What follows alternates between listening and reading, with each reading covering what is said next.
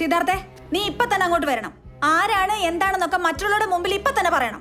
കണ്ടവളുമാരെ വ്യഭിചരിച്ച് നടന്നതിന് മറ്റുള്ളവരുടെ മുമ്പിൽ തലകുണിച്ച് നിൽക്കാണെന്ന് എനിക്ക് പറ്റത്തില്ല. ഷൈനി കുറച്ചുകൂടി മര്യാദയ്ക്ക് സംസാരിക്കണം. എനിക്ക് കുറച്ച് മര്യാദ കുറവാ. ഫിദയ്ക്ക് ഇതിനെ ന്യായീകരിച്ചല്ലേ പറ്റത്തുള്ളൂ. കയ്യിലിരിപ്പ് അതാണല്ലോ. എന്ത് കയ്യിലിരിപ്പ്? ഫിദ പ്ലീസ്, ഷൈനി പ്ലീസ്, വെറുതെ വഴക്കുണ്ടാക്കരുത്. സംഭവിച്ചതിന്റെ സത്യാവസ്ഥ എന്താണെന്ന് ഞാൻ വന്ന് എല്ലാവരോടും പറയാം. അതോടെ പ്രശ്നം നീ തീരും. ഇപ്പൊ തന്നെ വരണം, അല്ലെങ്കിൽ എല്ലാരെയും കൂട്ടി ഞാൻ ഇങ്ങോട്ട് വരും. ചേട്ടാ ഞാൻ വരാന്ന് പറഞ്ഞില്ലേ. ഷൈനി ഇപ്പൊ പോ. ഷൈനി ഒരുമാതിരി വർത്താനം പറഞ്ഞിട്ട് അങ്ങ് പോയാൽ മതിയല്ലോ. ആരതി അവിടെ ഇരുന്നിട്ടോ, അല്ലെങ്കിൽ ഞാൻ കുറച്ചുകൂടെ പറഞ്ഞേനെ. എന്ത് പറഞ്ഞേനിത്? ഷൈനിക്ക് എന്താ പറയാനല്ലേ? പറ, അതെനിക്ക് കേൾക്കണം. ഫിദ, നിങ്ങൾ ഇങ്ങനെ വഴക്കുണ്ടാക്കല്ലേ. ഷൈനി നീ റൂമിൽ പോ. ഇത് ഞാൻ കാരണം ഉണ്ടായ പ്രശ്നമല്ലേ. അപ്പൊ ഞാൻ തന്നെ സോൾവ് ചെയ്തോളാം. മാത്യു ഒന്ന് വിളിച്ചിട്ട് പോ. മാത്യു, അവൾക്ക് എന്തോ പറയാനില്ല, അതെനിക്ക് കേൾക്കണം. ഇതൊന്നും നിർത്ത്. നീ റൂമിൽ പോ. പോ.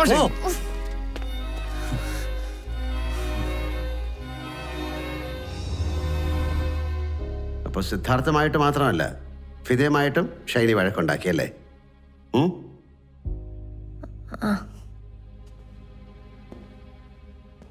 ജിതേഷ് എന്തിനാ അങ്ങോട്ട് ചെന്ന്? സിദ്ധുവിനെ കാണാൻ. എന്തിന്?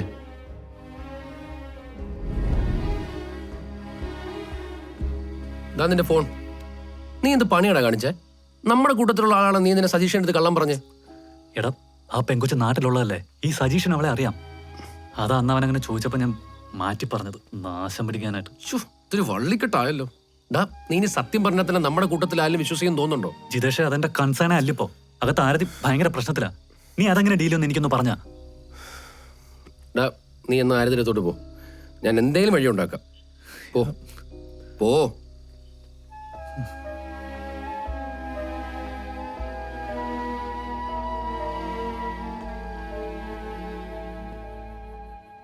അപ്പൊ അങ്ങനെയാണ് സംഭവം.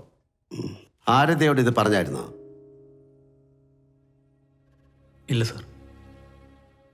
സത്യമാണോ? നമുക്കെന്നാ ആ മെഡിക്കൽ റെപ്പിനെ ഒന്ന് വിളിക്കാം. അവനാണല്ലോ എല്ലാത്തിൻ്റെയും തുടക്കം. അവൻ്റെ പേരെന്താ? സജീഷ്. ആ സജീഷ്.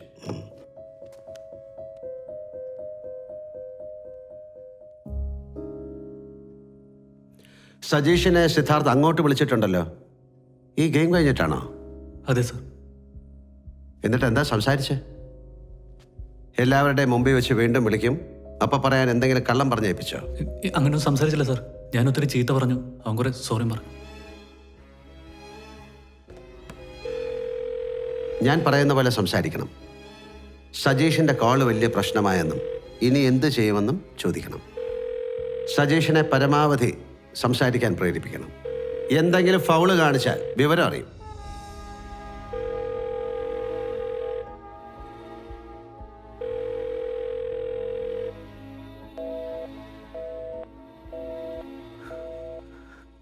അവൻ കിടന്നാണ് സാർ. സാരമില്ല, നമുക്ക് വിളിച്ചുകൊണ്ടേ ഇരിക്കാം.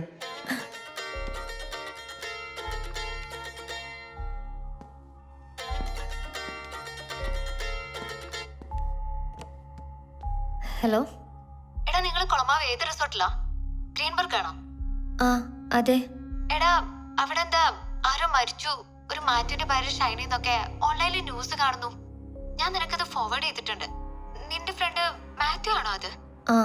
ഓ സൂസൈഡ് ആണെന്ന് സംശയം ഉണ്ടെന്നൊക്കെയാ ന്യൂസില്. ഇന്നലത്തെ പോലീസ് സ്റ്റേഷൻ സംഭവം വല്ലതാണോ ഇഷ്യൂ? അതൊന്നും അല്ല, ഞാൻ നിന്നെ വിളിക്കാം. Foul Fida, foul. Phone cut ചെയ്യാൻ നിങ്ങളാണ് തീരുമാനിച്ചത്.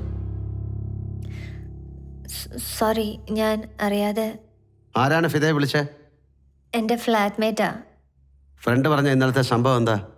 സത്യം പറയണം. നിങ്ങളിൽ പലരും പലതും ഒളിക്കുന്നുണ്ട്.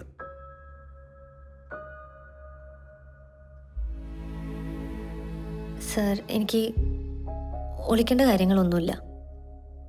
ഞാനും മാത്യുവും ഇന്നലെ കാറിൽ വരുമ്പോൾ ഡ്രങ്ക് ആൻഡ് ഡ്രൈവിനൊന്ന് പോലീസ് പിടിച്ചു.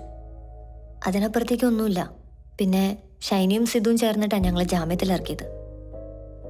ആ പ്രശ്നം അതോടെ തീർന്നതാ. മാത്യു, ഈ പോലീസ് സ്റ്റേഷൻ ഇഷ്യൂവിൽ നിങ്ങൾ ഭാര്യയും ഭർത്താവും തമ്മിൽ എന്തെങ്കിലും തർക്കം ഉണ്ടായോ? ഇന്നലെയോ ഇന്നോ എപ്പോഴെങ്കിലും? ഇല്ല സർ, അങ്ങനെയൊന്നും ഉണ്ടായിട്ടില്ല. മാത്യു പറയുന്നത് സത്യമാണെന്ന് എനിക്ക് തോന്നുന്നില്ല. ഫിദയ്ക്ക് എന്ത് തോന്നുന്നു? എനിക്കറിയില്ല സർ. ഞാൻ ഇതുവരെ മനസ്സിലാക്കിയത് വെച്ച് ഷൈനി ഒരു പ്രത്യേക സ്വഭാവക്കാരിയാണ്. പോലീസ് സ്റ്റേഷനിലൊക്കെ കയറിയിട്ട് ഷൈനി മിണ്ടാതിരിക്കുമെന്ന് എനിക്ക് തോന്നുന്നില്ല. ഒപ്പം പോയ സിദ്ധാർത്ഥല്ലേ? സിദ്ധാർത്ഥ് എന്ത് പറയുന്നു? എല്ലാ രീതിയിലും സഹകരിക്കാമെന്ന് ഉറപ്പ് തന്നാണ്. I need your opinion on this. Sir, അപ്പോൾ ഷൈനി കുറച്ച് അപ്സെറ്റ് ആയിരുന്നു.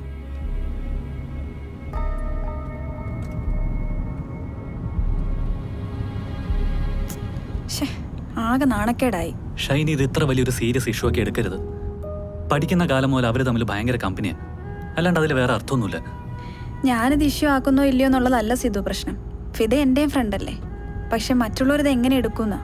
ചേട്ടാ, ഇതിപ്പോ നമ്മുടെ ഇടയിലല്ലാണ്ട് വേറെ ആരും അറിയാനാ? ഷൈനിയുടെ സ്വഭാവം വെച്ച് ഇന്നലെ മാത്യുവായിട്ട് നല്ല വഴക്കുണ്ടായി കാണണം.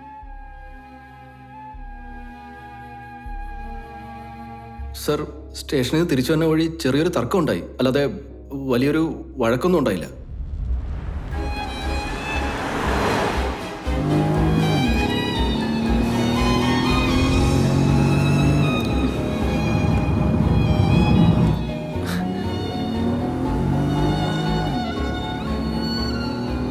ഷൈനി, എന്ത് സംഭവിച്ചിട്ട് താനിങ്ങനെ അപ്സെറ്റ് ആവുന്നത്?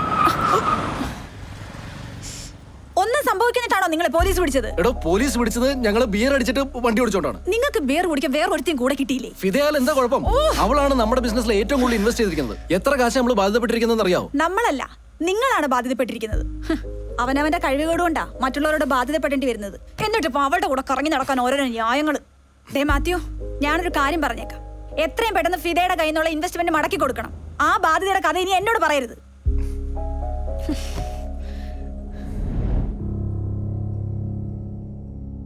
പിന്നെ അതിനെപ്പറ്റി സംസാരമൊന്നും ഉണ്ടായില്ല?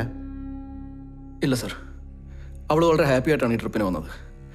എടാ, നിനക്ക് ആ ഫോൺ വരുന്നവരെ ഇവിടെ എന്തെങ്കിലും പ്രശ്നം ഉണ്ടായിരുന്നോ? ആ, അതൊരു ന്യായമായ ചോദ്യമാണ്. സർ, അങ്ങനെ നോക്കിക്കഴിഞ്ഞാൽ മാത്യുവിന് വന്നൊരു വോയിസ് മെസ്സേജ് അതിനേക്കാൾ പ്രശ്നമായിരുന്നു. വളരെ ഹ്യൂമിലിയേറ്റിംഗ് ആയിട്ടുള്ള ഒന്ന്.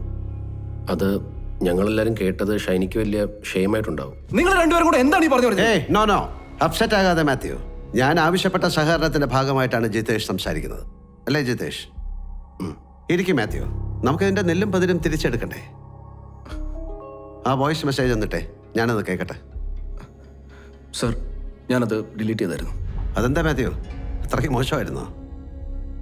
എന്തായിരുന്നു അതില്?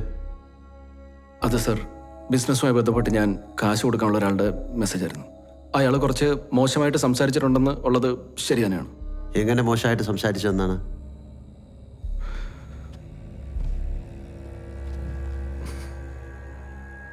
പോരാ, സഹകരണം പോരാ. ഇവിടെ ജിതേഷ് മാത്രമേ എന്നോട് സഹകരിക്കുന്നുള്ളൂ. എന്താ ജിതേഷ്? ജിതേഷ് ഇവരുടെ കൂടുകയാണോ? അല്ല സർ, എല്ലാം ഞാൻ മാത്രം പറഞ്ഞുകൊണ്ടിരുന്ന അത് വളരെ വ്യക്തിപരമായി പോകും. ആ പറഞ്ഞത് ന്യായം. പക്ഷേ എത്ര നാൾ നിങ്ങളിത് ഒളിച്ചു വെക്കും? നാളെ പോലീസ് സ്റ്റേഷനിലിട്ട് പോലീസിൻ്റെതായ രീതിയിൽ ചോദിക്കുമ്പോൾ? സർ, അയാൾ വളരെ മോശപ്പെട്ട രീതിയിലാണ് സംസാരിച്ചത്. ഫിദ പറഞ്ഞിട്ട് മാത്യുവിന് കാശ് കൊടുത്ത ആളാണ് അയാൾ. ഇവർ തമ്മിൽ വഴിവിട്ട ബന്ധമുള്ളത് പോലെയൊക്കെയാണ് അയാൾ സംസാരിച്ചത്.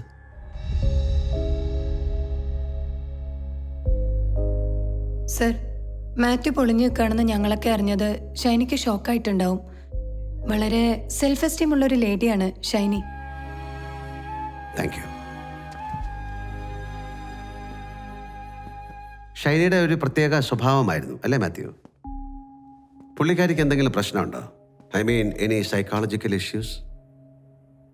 ഇല്ല സർ, അങ്ങനെയൊന്നുമില്ല. മാത്യുവിനോ? ഇല്ല സർ. നിങ്ങളുടെ മുറിയിൽ ഞാൻ ചില മരുന്നുകൾ കണ്ടു. എൻ്റെ പരിമിതമായ അറിവുകൾ വെച്ച് ചില മാനസിക പ്രശ്നങ്ങൾക്ക് പ്രിസ്ക്രൈബ് ചെയ്യുന്ന മരുന്നുകളാണവ.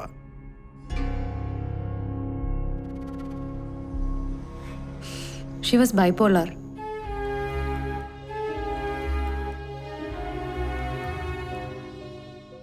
ബൈപോളാർ? നിങ്ങൾ സൈക്കാട്രിസ്റ്റ് ആണോ? അല്ല, ഗൈനക്കോളജിസ്റ്റാ. ഷൈനി എനിക്ക് കല്യാണത്തിന് മുമ്പേ അറിയാം. ഞാൻ ആദ്യം വർക്ക് ചെയ്തിരുന്ന ഹോസ്പിറ്റലിലാണ് ഷൈനി കൺസൾട്ട് ചെയ്തിരുന്നത്. ഷൈനി അവിടെ അഡ്മിറ്റ് ആയിരുന്നപ്പോൾ അവിടുത്തെ സൈക്കാട്രിസ്റ്റ് എൻ്റെ ഒരു ഒപ്പീനിയൻ എടുക്കാനായിട്ട് അവളെ എനിക്ക് റെഫർ ചെയ്തിരുന്നു. സോ ഷൈനിയുടെ സ്വഭാവം വെച്ച് ഇന്നലെ മാത്യുവായിട്ട് നല്ല മാത്യുവിന് വോയിസ് മെസ്സേജ് അതിനേക്കാൾ പ്രശ്നമായിരുന്നു. ഫിദ പറഞ്ഞിട്ട് മാത്യുവിന് കാശ് കൊടുത്ത ആളാണ് അയാൾ. ഇവർ തമ്മിൽ വഴിവിട്ട ബന്ധമുള്ളത് പോലെയൊക്കെയാണ് അയാൾ സംസാരിച്ചത്. Xi was bipolar. ഫിദ നമുക്കൊരു കാര്യം ചെയ്യാം.